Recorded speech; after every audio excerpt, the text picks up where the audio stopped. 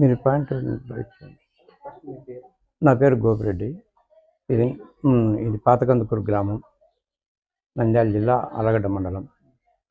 ఇక్కడ ఇక్కడ శ్రీ కాలభైరవ టెంపుల్, ఈ సోమేశ్వర ఆలయం, ఇక్కడ కోనేరు, ఇవన్నీ ప్రతాపరుద్రుడు కాలంలో ప్రతిష్ఠించినటివి.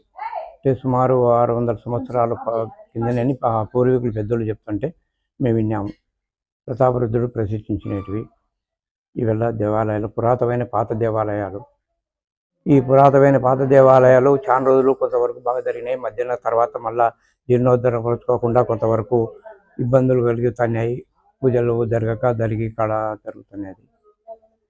మేము 2008లో నరసింహయ్య శాస్త్రి అని ఆయన నంద్యాల నుండి అయ్యా వచ్చినాడు.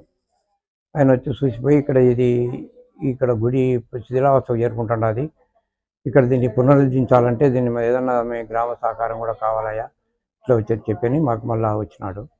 2010లో వచ్చినాడు. మళ్ళా 11 నుండి మేము సరళమని గ్రామంలో అందరినీ పిలిచి మాట్లాడి గ్రామ తరఫున ఆయన సహకారం మాకు అందరం కలిసి మేము పునరుద్ధరించాలని ఇది ఒకటి రోజుల్లోనే కట్టాలి. ఉదయం 6 గంటల నుండి సాయంత్రం సూర్యోదయం నుండి సూర్య అస్తమయాల కట్టాలన్నమాట.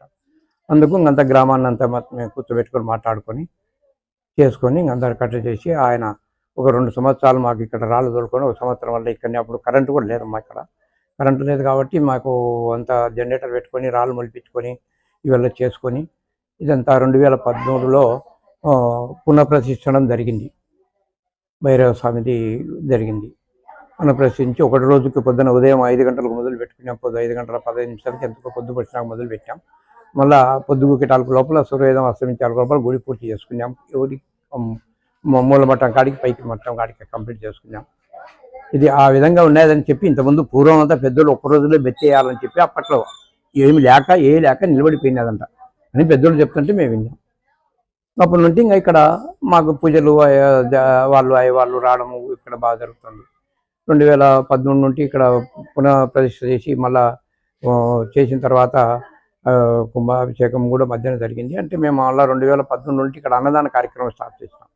బహుళ అష్టమికి ప్రతి నెల ప్రతి అష్టమికి 2013 నుండి ఈయనను మళ్ళీ పునర్నిర్మాణం జరిగిన తర్వాత నుండి 2018 ఇంతవరకు కంటిన్యూగా జరుగుతుంది అన్నదాన కార్యక్రమం.